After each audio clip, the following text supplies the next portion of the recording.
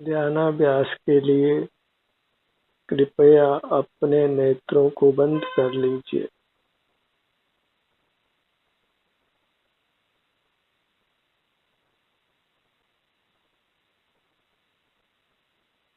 अपना मुख अपनी ओर कीजिए। आपका सुख आपके पास ही है। आपका शरीर सुख का ही बना हुआ है।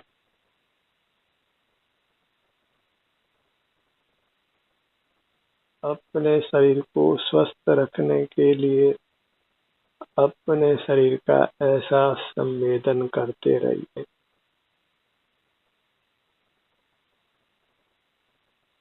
इसी में परम शांति है, परम सुख का अनुभव है।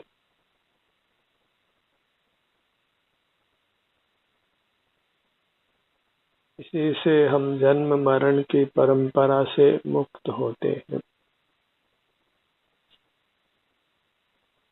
हम बाहर की दुनिया से जुड़कर जीते हैं, उसी से सर्व विकारों की उत्पत्ति होती है। हमें निद्रा आती है और हमारा मरण होता है। जो मुक्त हो गए हैं उनको निद्रा नहीं है और मृत्यु भी नहीं है। कुदरत को ये मंजूर नहीं है कि हम बाहर की दुनिया से जुड़कर रहें। बाहर की दुनिया से विमुख करने के लिए ही निद्रा आती है और मृत्यु आती है।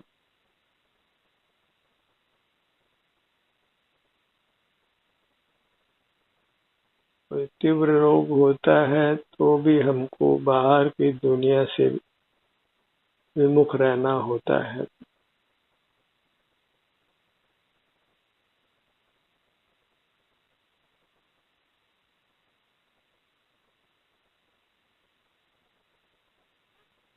किसी पर की आराधना नहीं करना है, पर की वांछा नहीं करना है, पर से सुख की आशा नहीं रखना है। अपनी आराधना कीजिए, अपने सन्मुख रहने की वांछा कीजिए, अपने को ही प्राप्त कर सुख से रहिए।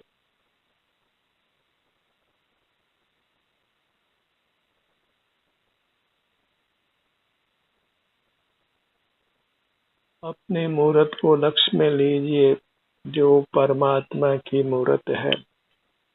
अपने परमात्मा की लोक में परमात्मा की आराधना की ही प्रसिद्धि है, क्योंकि वे ये नहीं जानते कि अंतरंग में वे स्वयं परमात्मा रूप है। पर परमात्मा की स्मरण में, उनकी आराधना में पराधीनता है। उसके लिए इंद्रियां चाहिए। बाहर में परमात्मा की मूर्त चाहिए या उसका विकल्प करना चाहिए। अपने अनुभव में कुछ भी इंद्रियों की सहाय की आवश्यकता नहीं है। कुछ भी पर का चिंतन नहीं करना होता है। पर चिंता अधमा अधमा, पर का चिंतन ही अधम से अधम है। उत्तमा स्वात्म चिंता, अपना स्मरण अपना संवेदन करना ही उत्तम है। पर के स्मरण में पराधीनता है और अपने अनुभव में स्वाधीनता है।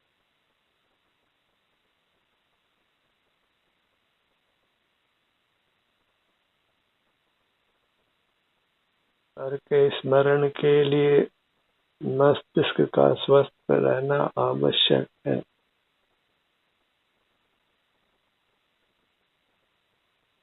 अपने अनुभव में किसी पर का स्मरण नहीं करना पड़ता है। अपना ही संवेदन करना वही वास्तव में परमात्मा का स्मरण है, परमात्मा की आराधना है, और वही अत्यंत स्वाधीन है। पराधीन कार्य सब पाप रूप है, और स्वाधीन अपना अनुभव वही धर्म रूप है। अपने स्वरूप से च्युत होना, पतित होना वही पाप है। अपराध है, उससे कर्मों का बंध होता है, और उनके विपाक होने पर हमको दुख की प्राप्ति होती है, दंड भोगना पड़ता है। बहिर्मुखता का अवश्य ही दंड भोगना पड़ता है, और अंतर्मुखता से स्वमेव ही हमें सुख का अनुभव होता है।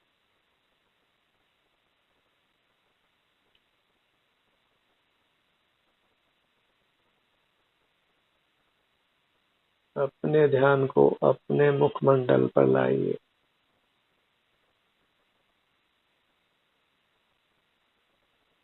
बाहर सब मूर्त दुनिया है, और भीतर आप अमूर्त हैं।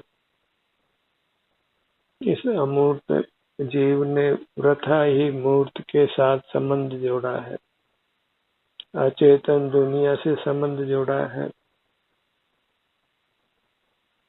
और वही अपनी चेतना के लिए अभिशाप रूप होता है। उसी से हम नाना दुखों को भोगते हैं।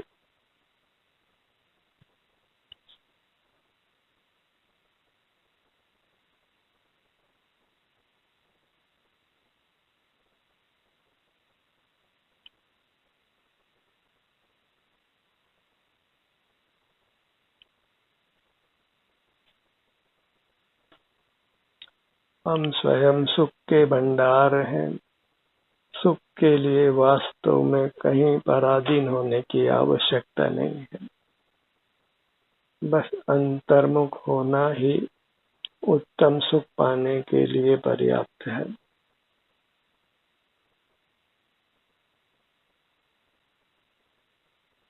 अपने ध्यान को अपने सिर के भाग पर लाइए।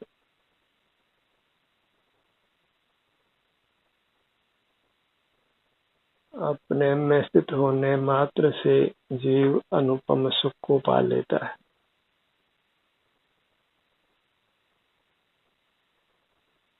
जहाँ कोई विषय नहीं, जहाँ कोई कसाई नहीं, कोई भौतिक जगत का आलंबन नहीं,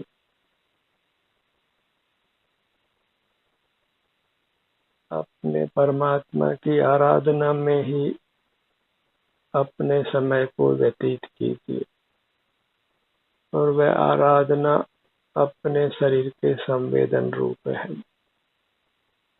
जैसा भी आपका स्वास्थ्य है, उसको स्वीकार कर भोगिए। पराधीन नहीं होना है। अपने ध्यान को अपने ललाट भाग पर लाइए।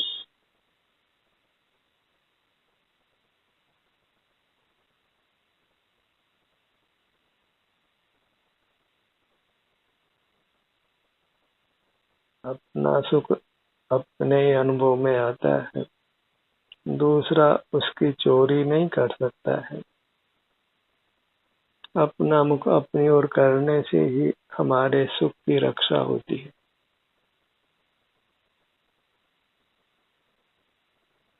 अपने ध्यान को अपने भ्रू मध्य पर लाइए।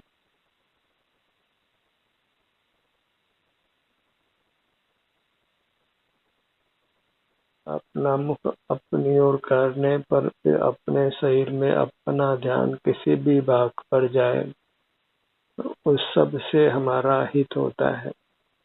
हम कर्मों से नहीं बंधते और बद्ध कर्मों से छूटते हैं।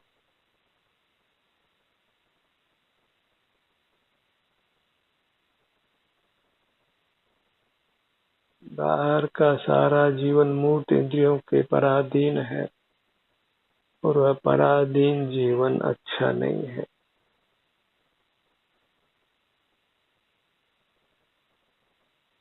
मूर्त काया का जहाँ जहाँ साय है, वहाँ वहाँ परतंत्रता है।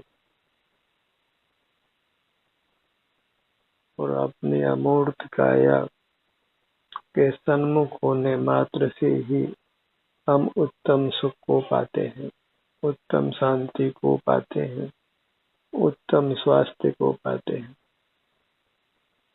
कोई चिंता नहीं, कोई भय नहीं, कोई विषाद नहीं।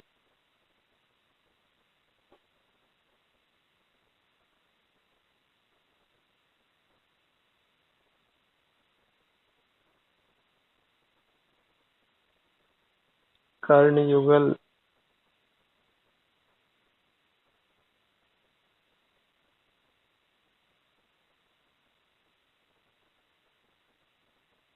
मूर्त कर्ण हमको दिखाई नहीं देते हैं, पर मूर्त कर्ण का भाग हमारे एहसास में आता है। वह वास्तव में हमारा अमूर्त शरीर का भाग है।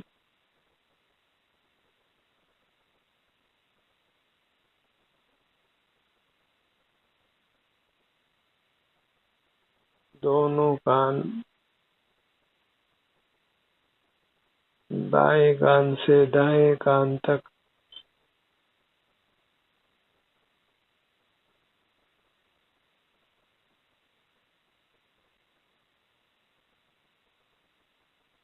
संसार दुखों से भय लगता हो तो अपनी शरण में आइए।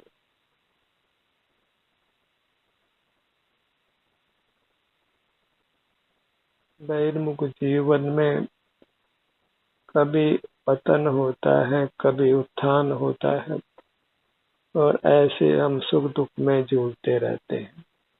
कभी रोगी होते हैं, कभी निरोग होते हैं, पर जब अपने सन्मुख रहते हैं तो स्थायी स्वास्थ्य को, स्थायी सुख को पा लेते हैं।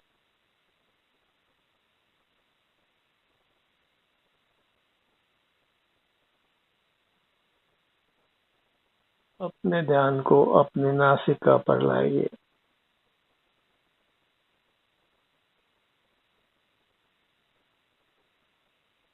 ध्यान का विस्तार नहीं है, ध्यान के लिए किसी ज्ञान की आवश्यकता नहीं है, अपितु ज्ञान का निरोध करने की आवश्यकता है।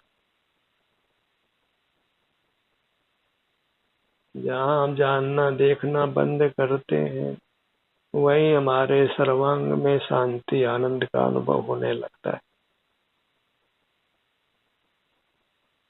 आज तक हमने ज्ञान क्रिया का निरोध करने का प्रयत्न नहीं किया, सदा ही बहिर्मुख बने रहे, तो ऐसे में मनुष्य तो कभी कदाचित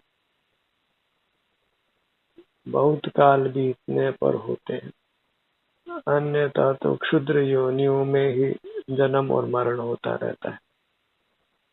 हम कोई अपवाद नहीं है।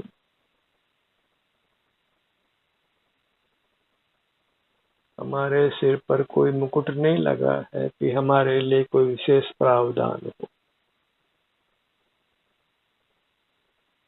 जब विषयों का सेवन करते हैं तो सब जीवों को उसके फल में दुख भोगना होता है, और जब अपने ही अंतर में ठहरते हैं तो कोई भी जीव हो उसको स्वास्थ्य और सुख की उपलब्धि होती है। प्रकृति अपने नियमों में कभी कोई भूल नहीं करती है। वह सीधा सीधा कारण कार्य का संबंध है। काज एंड इफेक्ट थियरी काम करती है। जैसी करनी वैसी भरनी। As you sow shall you reap. अपना एहसास करेंगे सुख से रहेंगे, और विषयों का सेवन करेंगे तो दुख से रहेंगे। और परमात्मा की जो बाहर में मूर्ति है वह भी विषय है, वह आप नहीं है, वह स्वद्रव्य नहीं है, परद्रव्य है, और वह तो प्रकट ही अचेतन भी है। हम चेतन हैं, और चेतन को अचेतन की आराधना करना योग्य नहीं है। अचेतन में चेतन की कल्पना करने से अच्छा यही है कि हम स्वयं चेतन हैं और अपना अनुभव करें, अपना संवेदन करें। हमारी अपनी अमूर्त काया है, फिर दूसरे की काया की आराधना करना योग्य नहीं है।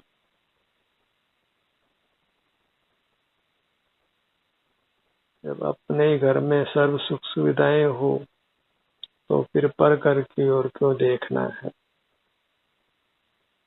जब हम स्वयं ही परमात्मा मूर्ति हैं तो पर परमात्मा को क्यों ढूंढना है।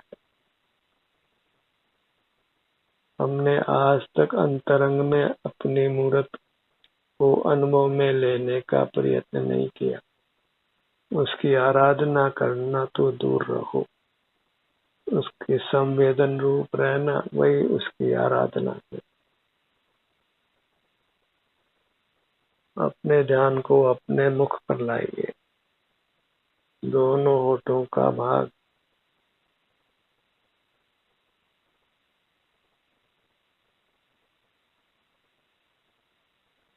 अपने अनुभव के लिए कुछ विचार करने की आवश्यकता नहीं है। प्रत्यक्ष ही हमको अपनी मूर्त का आस्वादन होता है, उसमें रहे सुख दुख की स्थिति का भोग होता है। कोई बाह्य साधन जुटाना नहीं पड़ता है।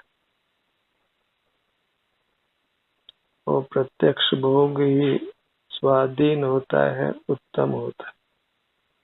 और जो परोक्ष भोग है, जो दूरस्थ पदार्थ का भोग है, वह ही परोक्ष है, पराधीन है और वह सुख सा लगता है लेकिन सुख नहीं है। पतंगे में अग्नि का भ्रम होता है, पर वास्तव में पतंगे में अग्नि नहीं है। ऐसे बाह्य मूर्त पदार्थों में सुख का भ्रम होता है, लेकिन उनमें किंचित भी सुख नहीं है।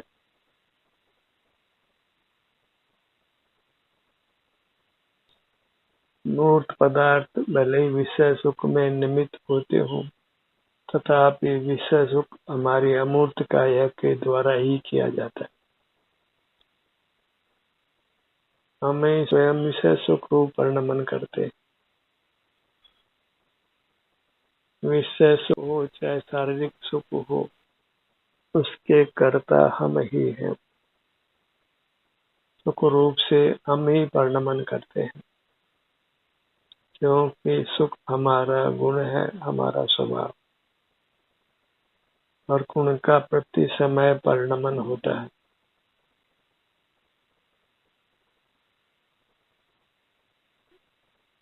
उसका कार्य सदा ही व्यक्त होता है।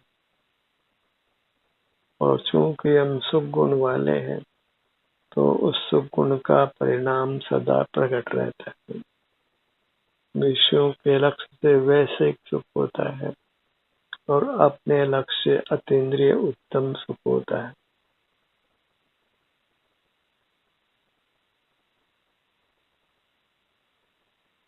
मुख के भीतर दंत पंक्ति,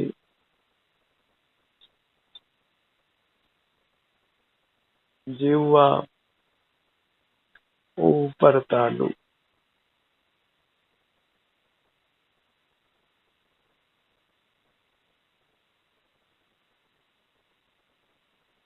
ये सारा जगत महामारी पर विजय पाने के लिए परावलंबी उपाय करता हुआ नाना दुखों को भोग रहा है। यदि ये जगत स्वावलंबी होता, अपने संवेदन रूप होता, तो न तो ये प्रकृति का प्रकोप ही होता और न हमें स्वस्थ रहने के लिए कुछ बाह्य साधन ही जुटाने पड़ते।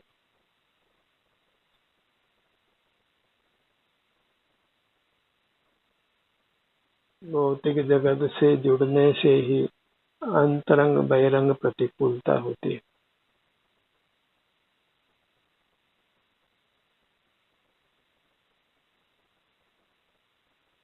अपने ध्यान को मुख के भीतर जिह्वा भाग पर रखिए।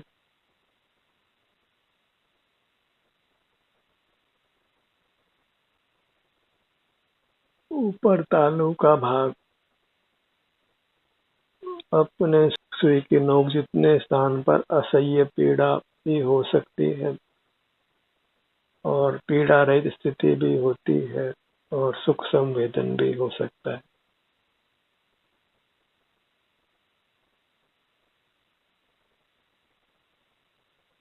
सप्त धातुओं रूप असुचि काया के बीच में रहना वह वास्तव में शर्मजनक है और नाना दुखों का कारण है।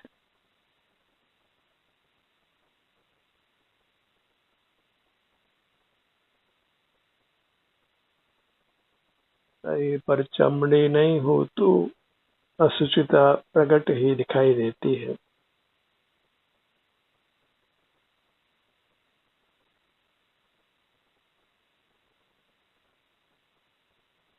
अपने ध्यान को अपने कंठ भाग पर लाइए।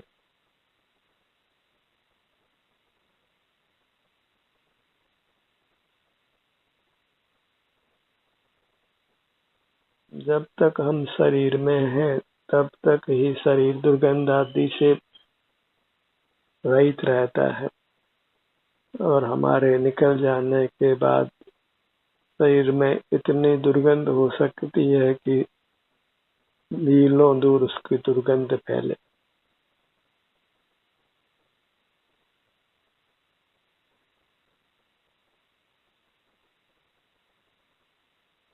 मूर्त जगत में कुछ श्रेष्ठता नहीं है, सारी श्रेष्ठता अमूर्त जगत में है और हम अमूर्त जीव मूर्त के अवलोकन से उनके सेवन से सुख पाना चाहते हैं।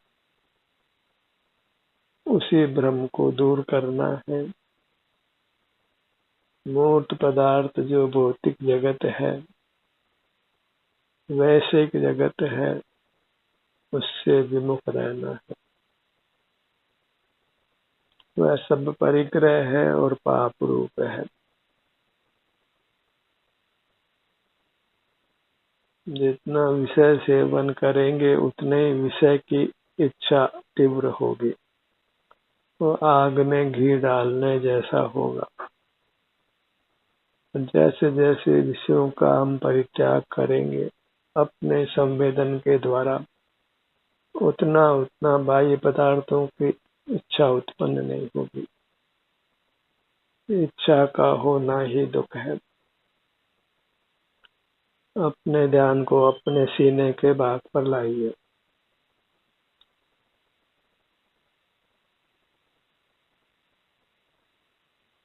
पेट का भाग, पीठ का भाग,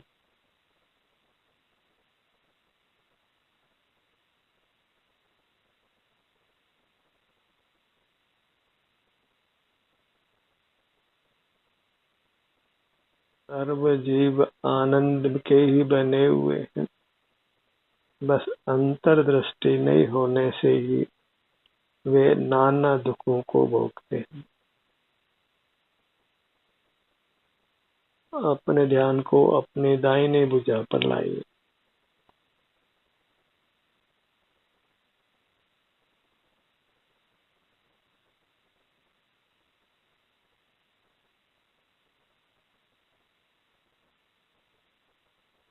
शरीर में कभी वेदना होती है, कभी वेदना नहीं होती है, कभी सुखद अनुभूति होती है, कभी दुखद अनुभूति होती है।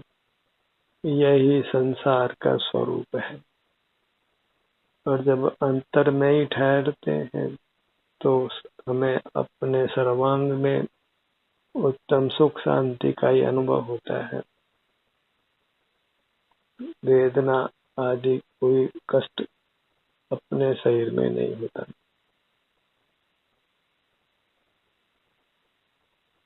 अपने ध्यान को अपने दाहिने पैर पर लाइए।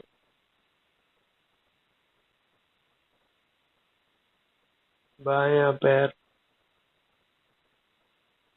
अपने अमूर्त अंग उपांगों को पहचान लेना, उनके शरण में रहना, उनके संवेदन रूप रहना, इतना ही धर्म का स्वरूप है। जो लोक में धर्म के रूप में नहीं जाना जाता और अन्य ही कुछ क्रियाओं के द्वारा धर्म किया मानते हैं और उसका कोई उत्तम फल नहीं आता। उत्तम फल मोक्ष की प्राप्ति है और वे इंद्रिय ज्ञान में रहने से प्राप्त नहीं होती। मोक्ष की कामना है तो हमें इंद्रियातीत जीना है, मूर्त पदार्थों के आश्रय को छोड़कर अपनी ही अमूर्त काया के संवेदन रूप रहना है। अपनी पूरी मूर्त लक्ष्य में लीजिए। हम सदा ही स्वस्थ रहना चाहते हैं, सुखी रहना चाहते हैं, तो फिर हमको सदा ही अपने में स्थित रहना है।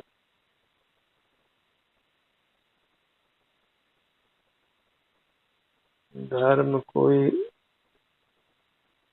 किसी काल विशेष में करने की का नहीं है, धर्म सदा ही करने योग्य है। कभी भी अधर्म रूप जीना अच्छा नहीं होता है। प्रतिपल धर्म युक्त जीवन जीना है, अपने सन्मुख जीना है, अपने संवेदन से जीना है।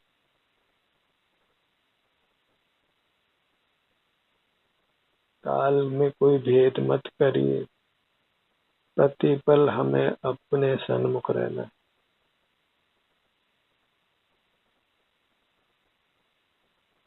आराधना के लिए सर्व काल योग्य है, कोई काल खराब नहीं है, कोई काल अधिक अच्छा नहीं है। हमें सदा ही अपनी आराधना करते हुए रहना है, अपने सन्मुख रहना है, स्वस्थ रहना है, सुखी रहना है। ध्यान का ये सत्र यही समाप्त होता है।